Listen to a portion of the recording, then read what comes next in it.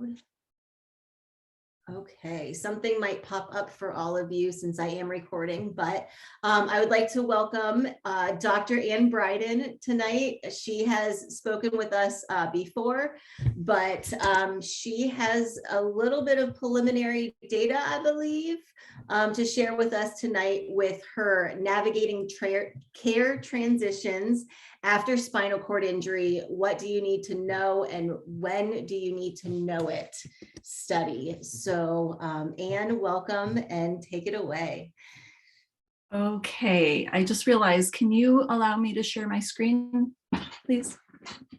Yes, I can do that. Great, thank you. Sorry. Your screen. And while you're doing that, I also want to introduce three members of our team actually who are on the call tonight. So this is definitely a group effort, a team project. And so I'd like to introduce Sue Hinsey, who is one of the investigators on the project. She's a sociologist at Case Western Reserve University. I'd also like to introduce Brian Gran, who's also a co-investigator on the project. And he is also with Case Western Reserve University in sociology. And then I think some of you probably know Blake Perkins, who is kind of, I want to say pinch hitting, but really doing a great job with doing some study coordinating for the project and contributing lots in that way. So let me go ahead and share my screen and you can see the rest of the study team. You're going to see something kind of beautiful for a moment. And then you're going to see something probably less interesting to look at as soon as I get my slides up. Share that. Did I unshare it or did it share? No. Okay. Are you seeing like a mountain? Yes. Yes. Great. Yeah. Thank you. Island. You think I'd get better at this after a couple of years, right? It doesn't look too accessible. No, it's not. You're right. Okay, well, hopefully these slides, very basic. Don't ask me to do any design work for anybody because it's always black and white for me. But yes, so the project that I'll be presenting and Sue and Brian and Blake may be kind of contributing to is navigating care transitions after spinal cord injury. What do you need to know and when do you need to know it?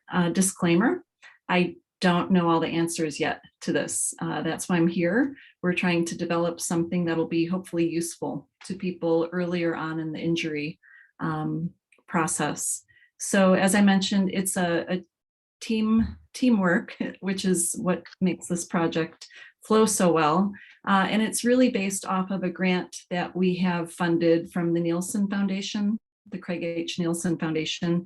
I think most of you know they're a very great foundation and have contributed quite a bit as far as COVID supplies and that sort of thing. And they do fund spinal cord injury research exclusively.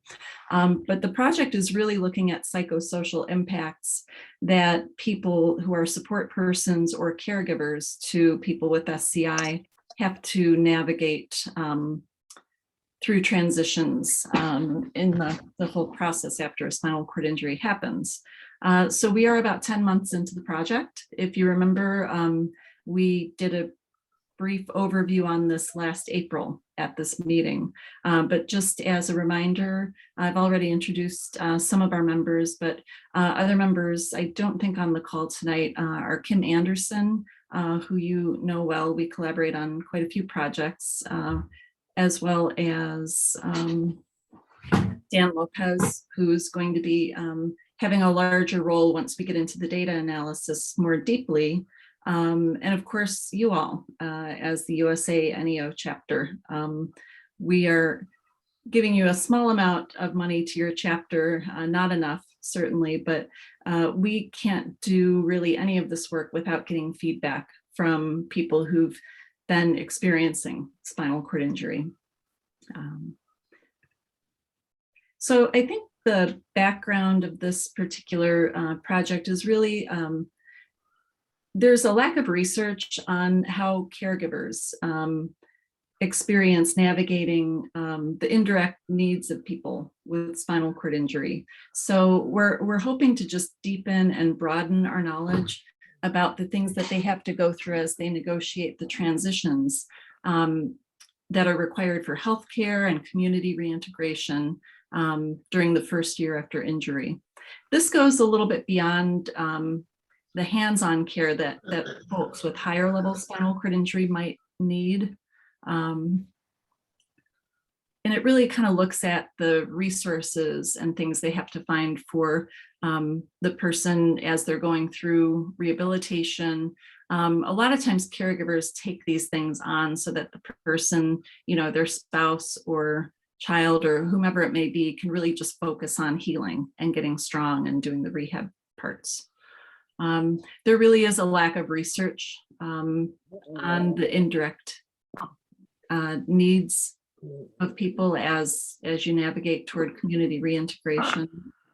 And there's also no clear centralized source of guidance for caregivers or people with spinal cord injury to help understand the processes and strategies that they need to employ to seek resources. And so really we're finding that more savviness is needed than ever before to access the different the appropriate care that's necessary for people with spinal cord injury, knowing how to work with institutions, working across various health, social, and insurance agencies. So we have a few research goals for the project, and we're really going to focus on the third one.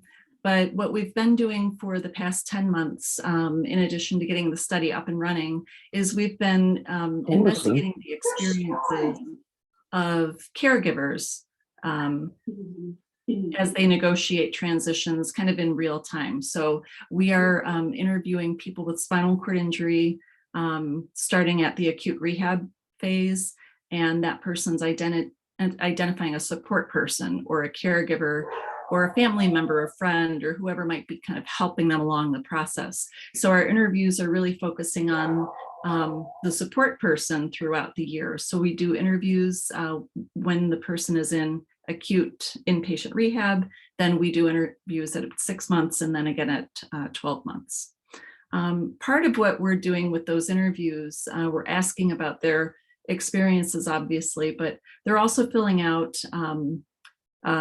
a social problem solving inventory, which kind of gives us an idea of their abilities to kind of investigate and look at problems, kind of things like, do they avoid solving problems until they can't avoid it any longer, or do they kind of hit it head on? Just information like that. So we're hoping that we can maybe see some differences between the first survey, which we'll give them at about 2 months after their loved one's injury, and then repeat it again at a year. We're also employing a goal-oriented attainment intervention where we're having the person work with us to identify goals that they want to be able to achieve on behalf of their person with spinal cord injury. And so we're looking to see if that has any kind of impact in their experiences by the end of the year.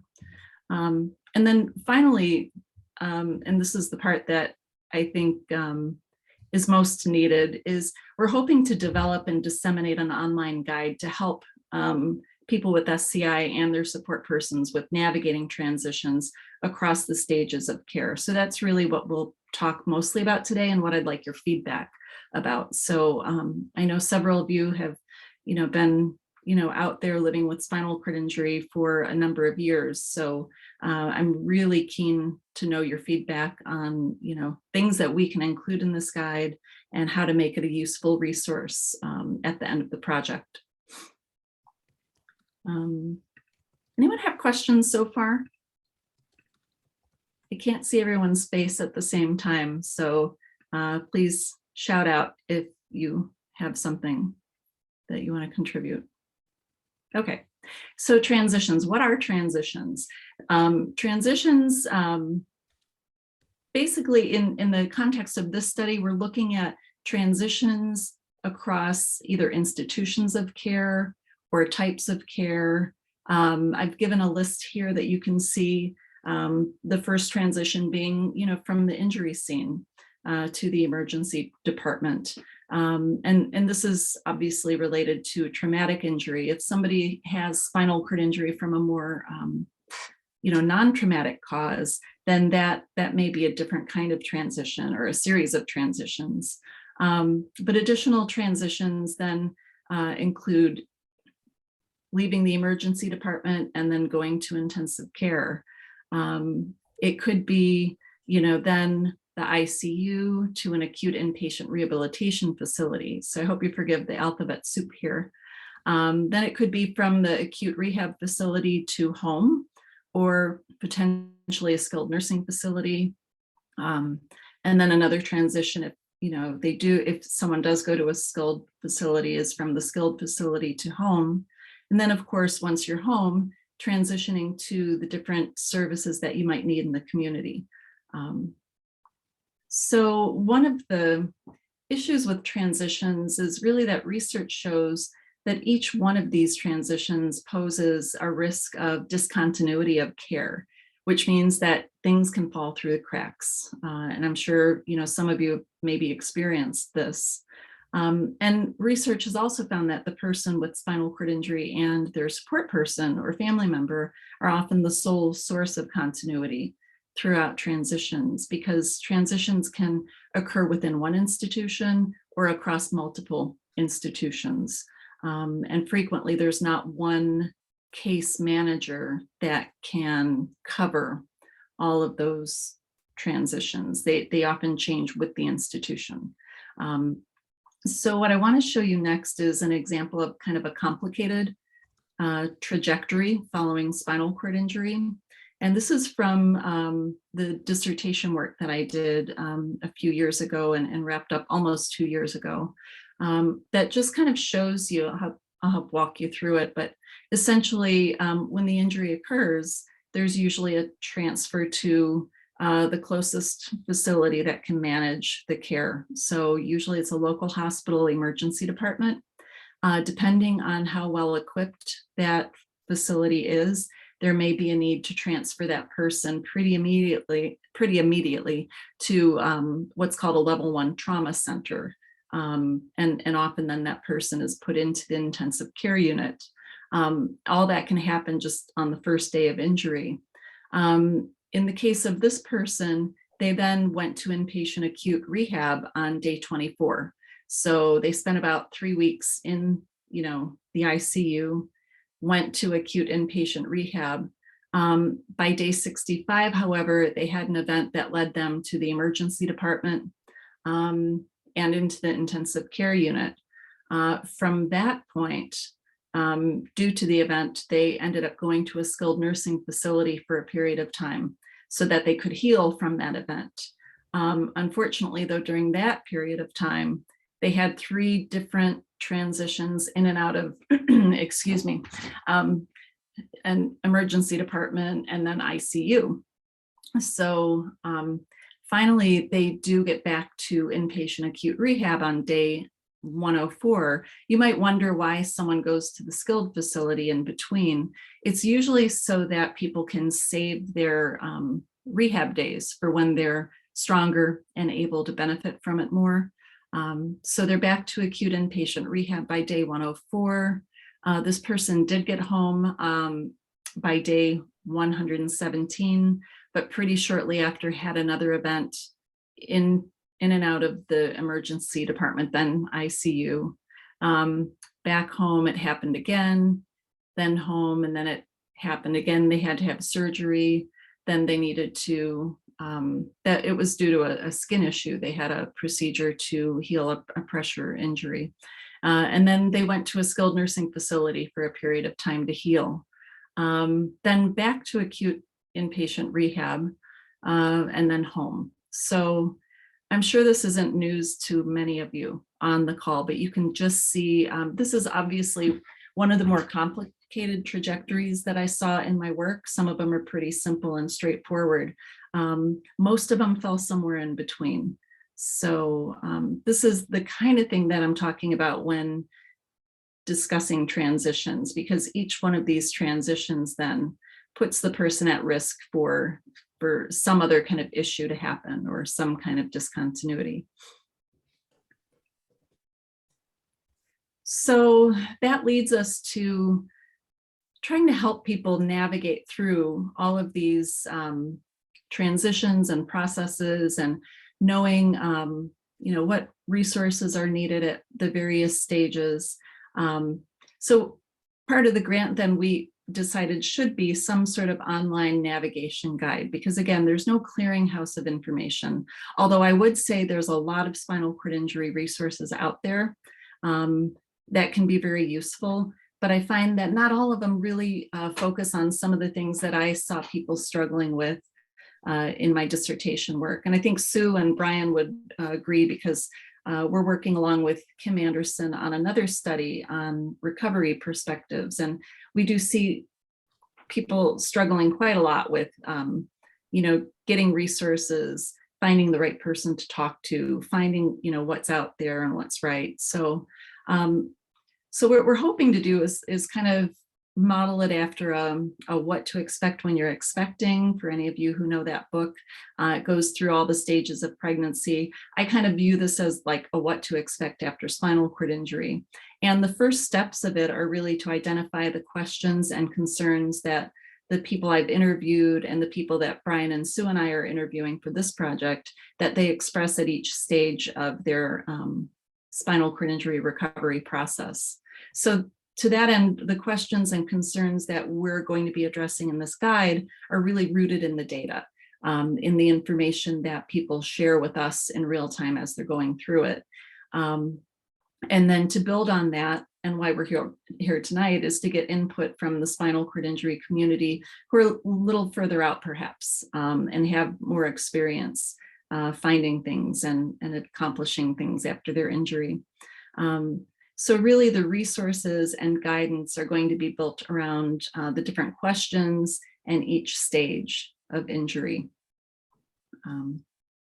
So what I thought I would do now is just show an example of a couple of the transitions and some of the concerns or questions that we've seen come up in the data so far. And I guess it's fair to say, or I should update you, for this project, we are talking to 15 people with spinal cord injury, and then 15 people they've identified as a support person or caregiver. So far, we have recruited 11 of those individuals, and we had a slight delay with getting our transcripts back for administrative reasons. So, we do have a ton of transcripts to be digging into and finding the themes, but we went ahead and looked at pretty specifically the data that we do have and looked at the questions that are coming up. And we're sort of pulling that in as kind of a skeleton, I guess is the best way to call this, of things that we want to include in every aspect of the guide. So this is an example of what folks should perhaps be thinking about when they're in the intensive care unit and getting ready to go to an acute inpatient rehab facility. So one of the key things that has come up in our data is the process of having to choose a rehabilitation facility. And obviously, people when they're in the ICU aren't typically feeling the best or healthy at that point. So this is really where support people, family, friends play a large role, as well as the care teams that are treating the person. So they might also be faced not with just choosing an actual inpatient rehab facility. They might have to choose a long-term acute care hospital or a skilled nursing facility before they even get to rehab. And that might again be for somebody who has another health condition, maybe a fracture or a skin problem or something else that would really prevent them from getting their optimal therapy. So they might have a stop in the interim, and choosing those facilities can be challenging. They also have to consider what insurance will cover, what facilities insurances will pay for, and how long insurances will pay. And this is a huge factor that comes up and really takes an unfortunately strong role in dictating treatment in a lot of ways. And it's something that we as a team we're trying to kind of fight back against.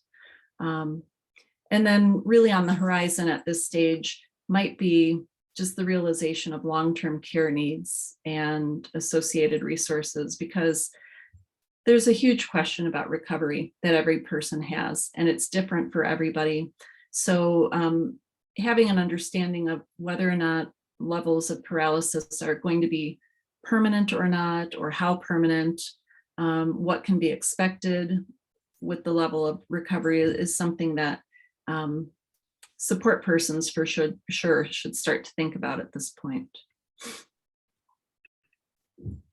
So the next transition then, assuming someone gets to the acute inpatient rehabilitation facility, when they're there, and this is just a smattering that's come out of our data of things that people should think of, whether or not they're going to be discharged to either home or a skilled nursing facility, is, you know, what are the things they need to know? And this is actually from the Christopher and Dana Reeve Foundation. And I have to give a shout out to Mark Kiter, who pointed me in the direction of this resource, because it really is a pretty comprehensive guide that I think we can use to sort of model and build what we're trying to develop off of. But these are things that need to be considered in order to determine if someone is going to be able to leave acute rehab and go home, or if they're going to have to go to a skilled nursing facility for a little while longer.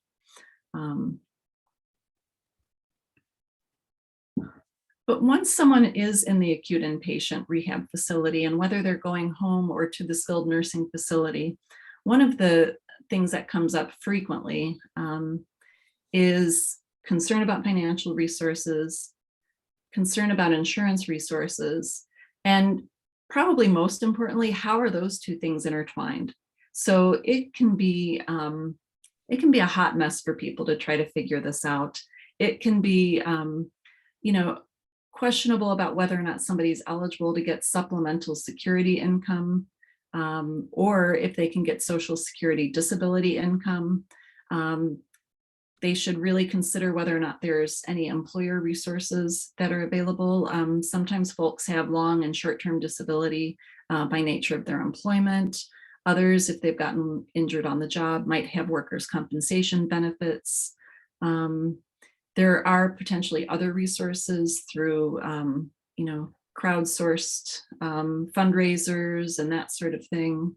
But all of these things really will impact the type of resources that you might have with your insurance. So one question is, will your insurance change as a result of your injury? Were you working and carrying your insurance, you know, as a benefit of employment, and now you can't do that job anymore, so you have to change your insurance? And, you know, how long will your long and short-term disability cover? At what point do you have to make a change in insurance? And then really considering private insurance versus government resources like Medicaid, because each provide different levels of care. In some instances, we've seen private insurance not be as helpful for people in terms of some of the home and community-based services that are needed out there. So things like transportation or caregiving services. And then of course, Medicaid as an insurance, but also a provider of different home and community-based services through their waiver program. So these are all things that they're overwhelming to those of us who work in healthcare. So imagine most people not having that background when they encounter a spinal cord injury, family members having to make sense of it, and it really gets to be challenging. So again, this is something that I'm hoping we can really have some good solid guidance for people in, you know, how different things are impacted. It sounds a little overwhelming, but I think we can pull it together with your help. Talking about the transition just from acute inpatient to a skilled nursing facility. This, not a lot of words on this slide, so I think probably Brian likes this one better. But choosing a facility is number one, the thing we hear time and time again from people. The lack of resources, the difficulty knowing if a facility even has experience with caring for people with spinal cord injury. And then even with insurance, we have a lot of people reporting that insurance is tending to, similar to what happens in acute inpatient rehab, insurances will say, well, you know, you've kind of met your goals, you're not progressing, so you need to be discharged from the hospital. The same thing can happen in the skilled nursing facility. So those are concerns that are definitely experienced by people who have that skilled facility discharge looming. Many people ask, where's the step down for spinal cord injury care? And I think the unfortunate thing is there really isn't a known skilled facility that is the place to go for spinal cord injury rehab. If someone knows of one, please let me know. I haven't found one yet. Some are better than others.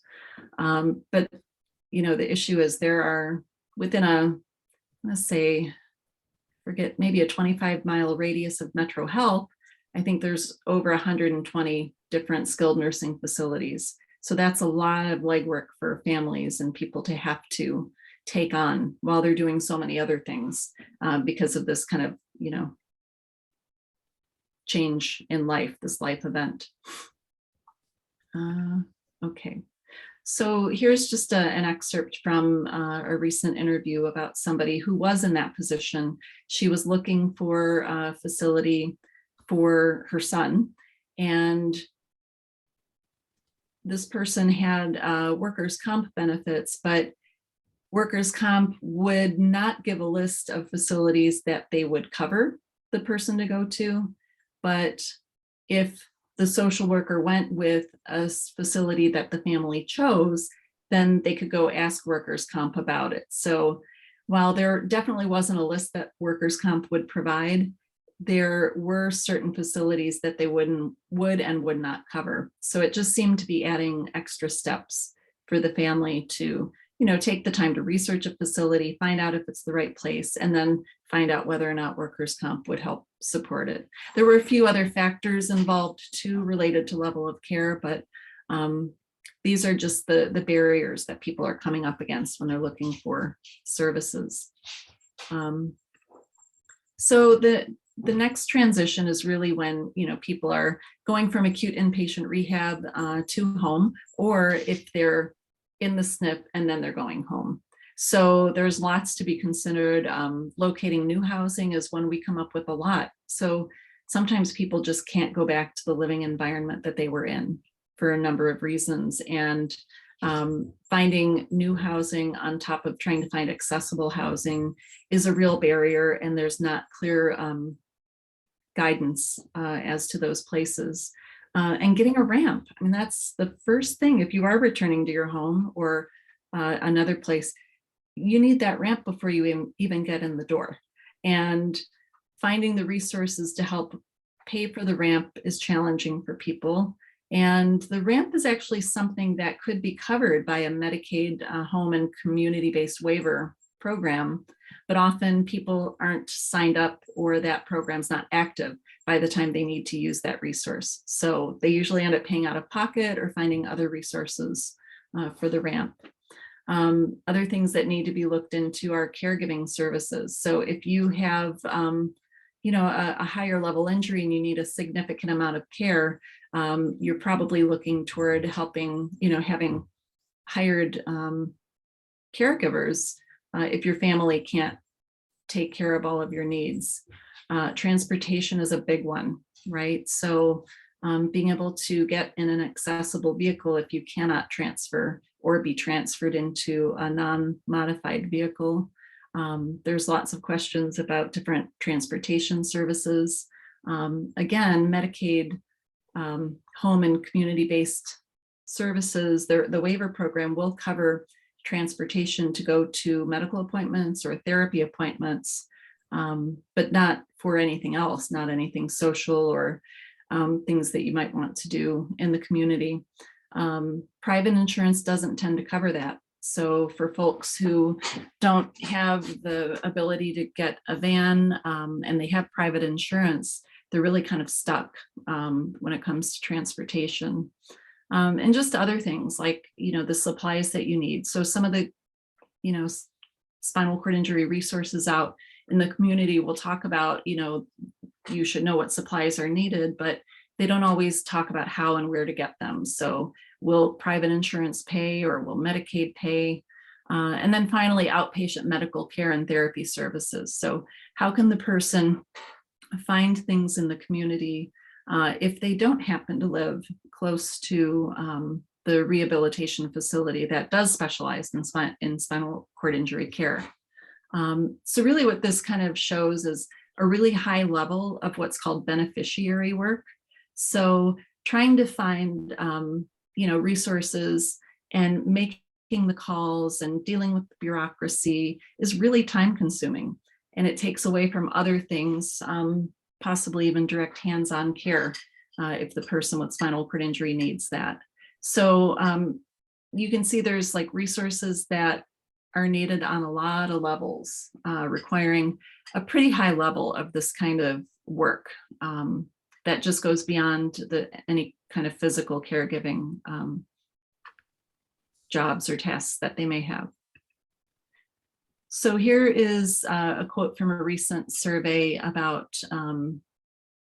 again, about the ramp and some of the barriers that people encounter, because even if you do find out the resources to get the ramp put up, you might have other barriers like a rental property where adding a ramp or any kind of modification would need approval, and then having to call numerous times to get a response. And then, getting to the 11th hour, this person was going to just have to build it and then deal with the bureaucracy later if the approval didn't come through, because there's no choice. You have to get the person in the house, right?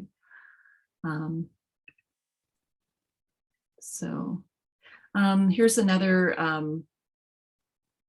excerpt from an interview about finances and trying to deal with keeping money coming in, if that's even still a possibility. And for this support person, she had been expecting some short-term disability from the person's center of employment, and basically there was 4 weeks where nothing was sent. She thought she was dealing with the right people. It was the employer, but then the employer said, "Oh no, we're sorry, we're not the ones. It's actually the insurance company."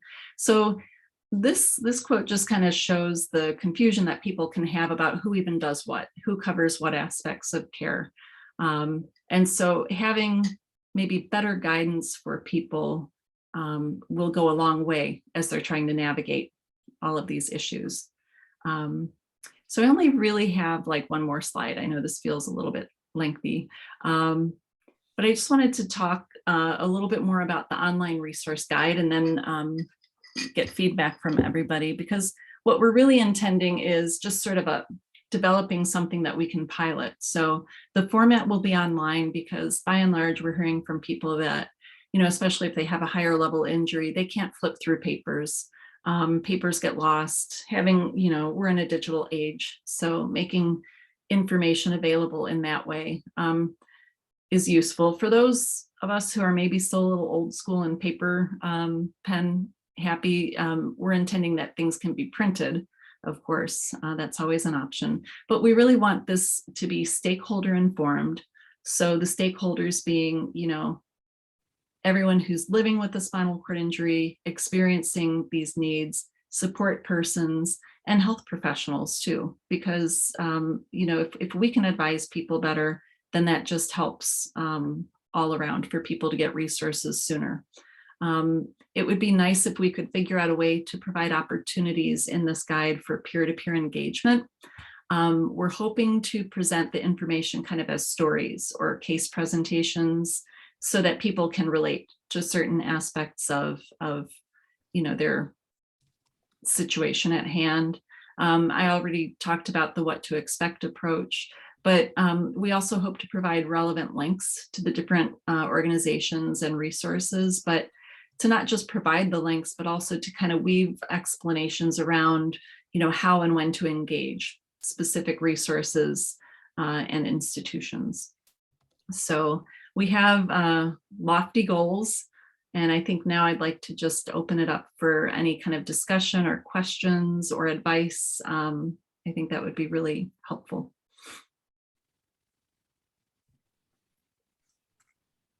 I'm going to try to find all of you so I can see you now. I was gonna say something. Can you see me? I'm looking for you. Adam. Adam. Hi, Adam. Sorry. Hey. Now So I see. I lived for 8 years. I lived out in Columbus. I transitioned back so that I could finish my degree in civil engineering. And I didn't really think that would be possible. I didn't think there'd be a living situation that would really work out. But there was a place down there. It's called Creative Living, and they need more places like it. It's got everything is universally designed. No steps, nothing going in. So you just roll straight in the door. You've got a roll-in shower, raised countertops. You can get under the sink, you can get under all the counters. And then the layout is nice. It's single bedroom apartments, and there's 17 apartments in one, 16 in the other location. And it's a one of a kind facility in the country because they have a resident assistant that if you press a button, there's a button in each room that somebody's there to help you 24/7 with whatever you need. But it's not like assisted living. It's more like little things like emptying leg bags or helping you reach things like that, bringing groceries in your car. So I was able to finish my degree and then start my career and kind of work towards integrating back into the community. So I just kind of wanted to share there's other resources out there. You just gotta look for it, and hopefully maybe somebody if anybody does look on going to Columbus one day or going to Columbus State or going to Ohio State or one of the two, Mhm. that's a resource out there. That's great, Adam. Thank you. So do you have to be a student to live there? Is that how it's structured? No, it's a lot of it. They get a lot of people in there that are looking to go to Ohio State or going back to school. So they're looking for people that are either motivated to go to school and then get a job so that they can eventually transition and move out of creative living. Mhm. But some people just have a disability that move in there Mhm. and use it as a place to get back on their feet or find a good place to live. Hey, Like Adam, there's people living there between 18 and 60. Mhm. how many rooms There's 17 at one location, there's 16 at the other.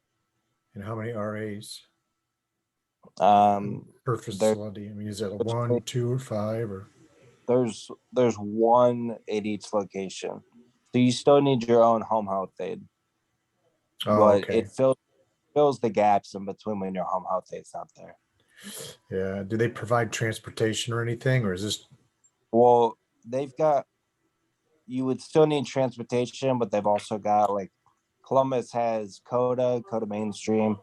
You can get that, which is relatively inexpensive, and that's covered by I think you can get that covered through waiver or get Yeah, I'm sorry. plus. Did you say how much it was per month? How much did it cost per month? It was subsidized, so it was based on your income. I mean, when I first moved in, I was just on SSI and SSDI. I think I was paying like $200 a month to live there, but that Okay, once thanks. up, it went way up. Mhm. Thank you. You're welcome. I think locally, there's the Maximum Accessible Housing of Ohio group that offers completely accessible apartments. And I think they have maybe 3 to 5 different facilities around Greater Cleveland. But there's a waiting list. Do you know if there's a list for the creative living place? Yeah, there's usually a waiting list. It just depends. It's usually not too long, and people are moving out of there all the time. So That's great. Thank you.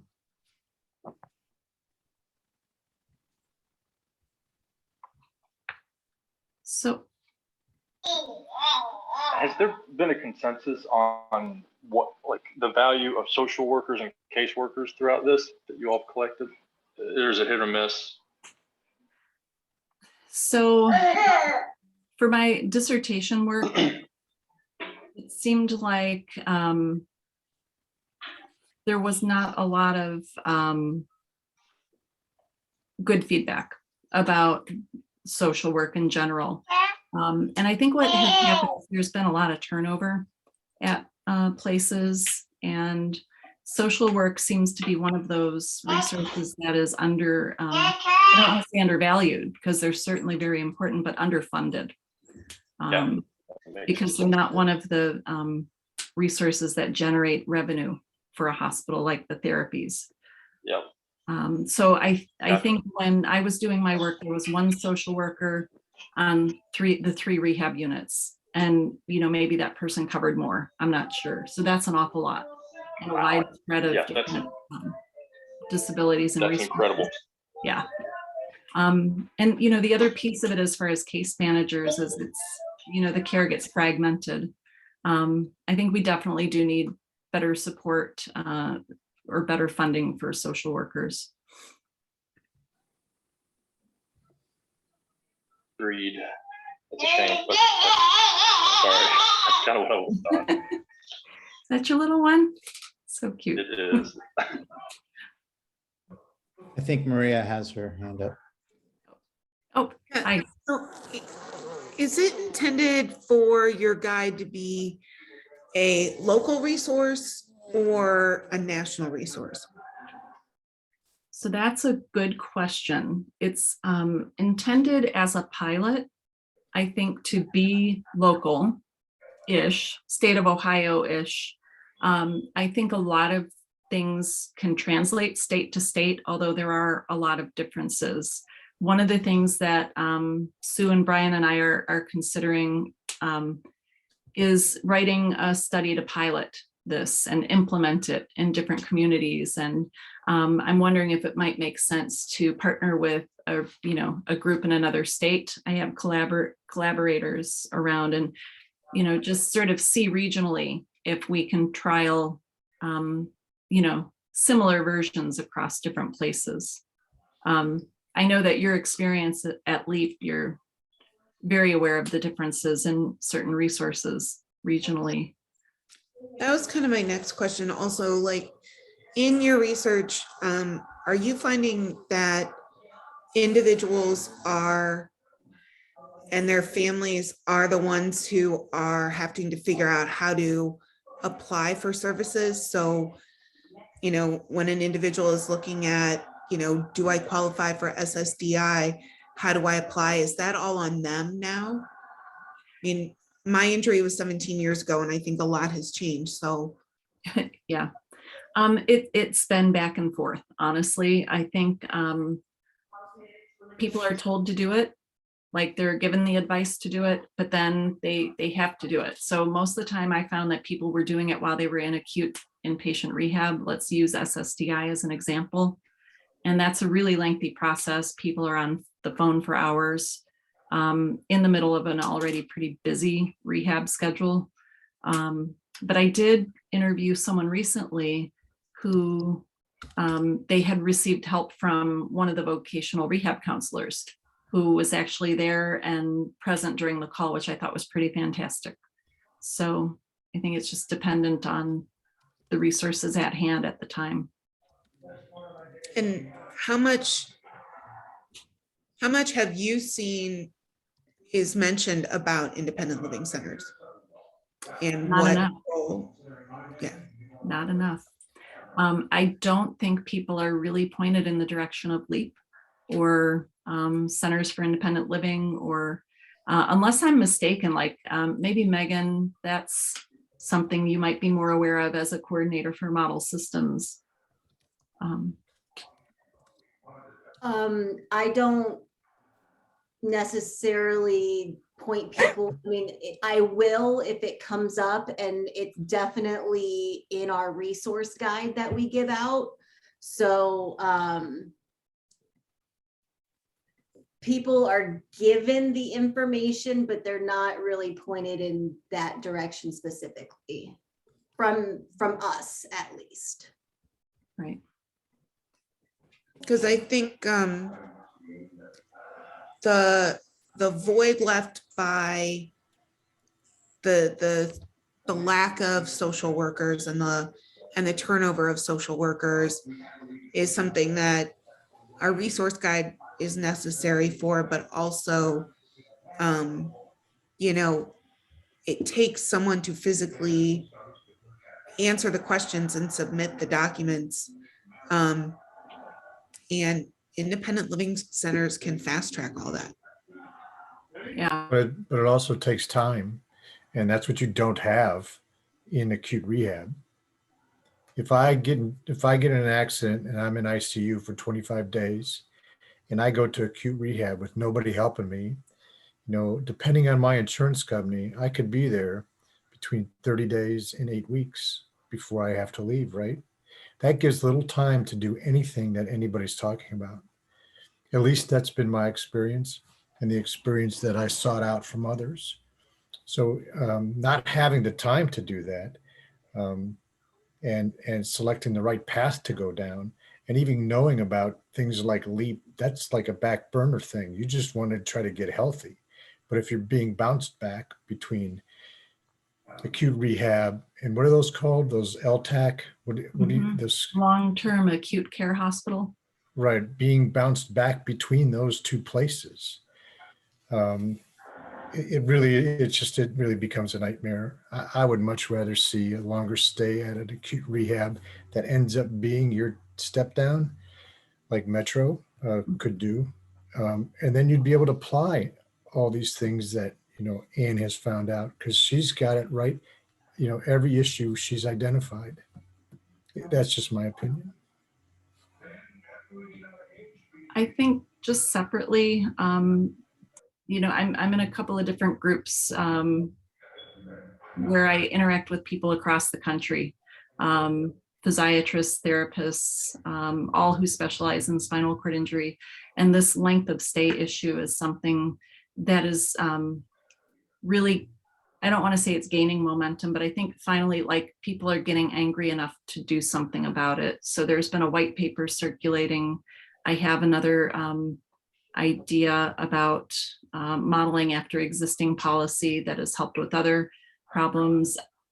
I feel like people hit their breaking point with insurances making the decisions based on money and profit, and taking the decision making out of the hands of the people who are, experiencing SCI and the people who are treating them in the hospital setting.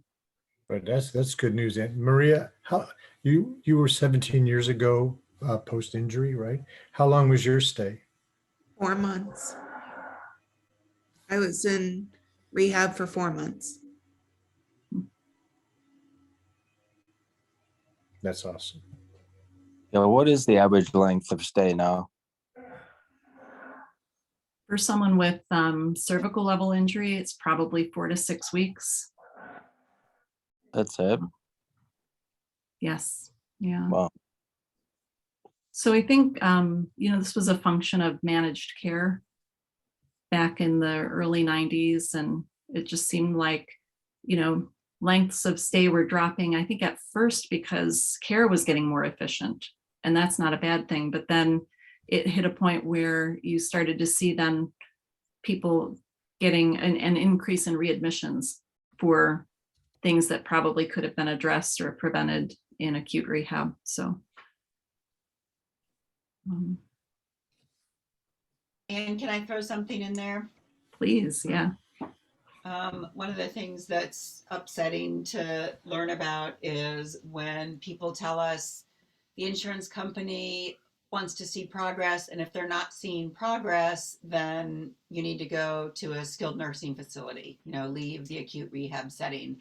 And while I can see why, they want someone to get better and heal so that they can then, tackle the hard rehab stuff, their definition of progress doesn't allow for some of the ways that people are themselves experiencing progress, right? So if it's in your chart that you don't, you're not showing what the medical profession thinks you need to be showing, then the insurance company can use that to say, well, go away for now or for a while, instead of kind of paying attention to what that person sees as progress for themselves, right? And So it's also, not always visible. well, also too, sorry for cutting you off, but there's nobody advocating for that. Nobody's advocating for the patient. The patient doesn't know that you could argue your case. The doctor, we were very lucky at Metro. We had a team that argued the case for my son over and over again. And I also know people that went through other places where they didn't have that kind of support, and if you don't have that kind of force behind, a vision, right? He needs to stay longer. I don't care about what your goals are. Here's what has to happen before I let him out. They'll go home in 4 to 6 weeks, and you'll have these reoccurring nightmares where they're back and in the ER, they're back in the LTAC, which makes them even worse, and they can't get back to acute rehab. It's a very passionate thing for me, just because it's so preventable by just having a little bit more time, 2 months, 3 months. That's not much to ask when you think about the cost that gets incurred. Nobody feels that cost, right? Metro never feels that cost when they leave and then they go back to the ER at Southwest and they get life flighted back. There's, you know what I mean? There's no direct cost benefit. It's really just, doing the right thing for the patient to make them better. Yeah.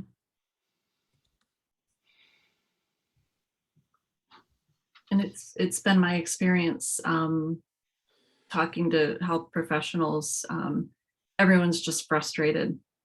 So much time is spent in, you said making the case for your son time and time again. Those are numerous phone calls. They're, and the problem is you're often, doctor insurance might actually be specializing in OBGYN, right? And have nothing to do with, or not have a lot of knowledge about rehabilitation medicine, let alone be spinal cord injury trained. Right. I mean, it was our doctor that went above and beyond. We had no idea what they had to go through until we accidentally overheard it. And were you talking about my son on the phone? She goes, yeah, because I was there like 7/24.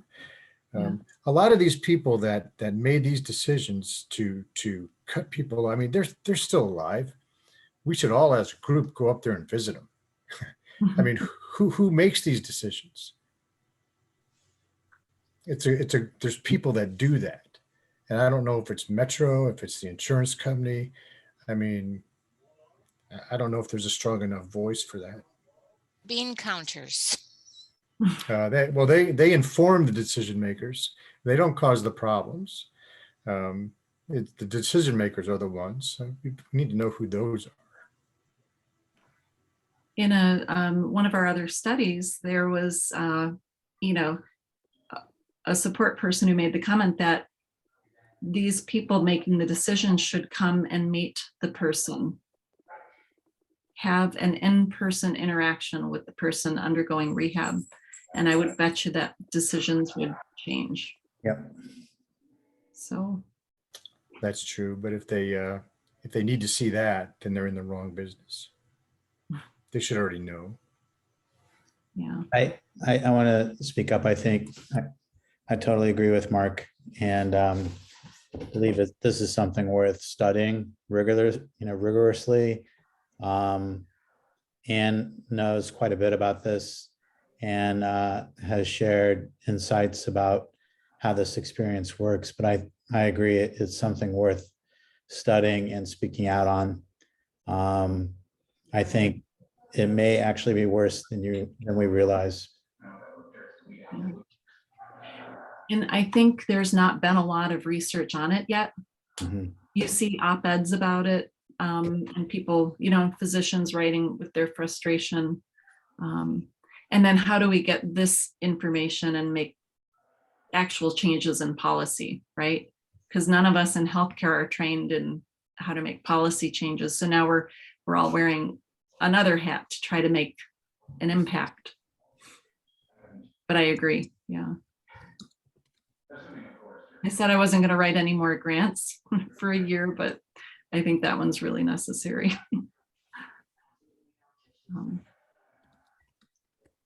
But I guess I'm going to just share my screen. I know we're past 8, so I just wanted to real quick, or maybe Megan, you can send it out. Anybody who's interested in getting involved and being part of our pilot testing or input, we'd be really happy to have your input.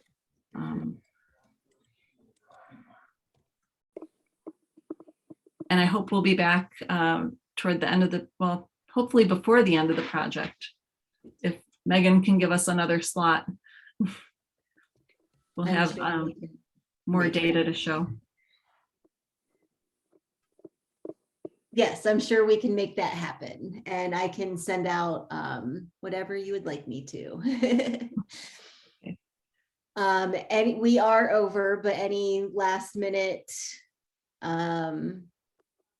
questions, comments, concerns? Yeah, I have one. Don't forget your church. My church come in and paid for my ramp. They built the ramp. They took a bedroom and put in a bathroom for me. It's a great resource. So I could come home. And if it wasn't for Metro Health, I don't think I'd be walking now. Wow. I was complete paralyzed when I went into Metro Health. I couldn't even move a toe. Wow. David, how long ago? It's been 5 years now, 6 years maybe. I had wonderful therapists. We had to fight with the insurance company for me to stay at Metro Health. They wanted to put me in a nursing home. Yeah. They said I'd get just as good as care in a nursing home as I would have in Metro Health. Yeah, we should get that guy's name and go visit him. I mean, you got to go hardcore with these guys. But that's such a terrific story. And actually gave me a year of outpatient therapy because they could show improvement. Megan, there's a good story right there. And I'd be willing to talk to or help anybody I could help. But like you said, with the insurance paying for transportation, we have a bus service, SCAT service, they call it, for seniors. But I'm not 65, so I could only get trip to medical. I couldn't get trips anywhere else. Oh. How old are you? I'm 63 now. Oh. So I was in my 50s when this happened.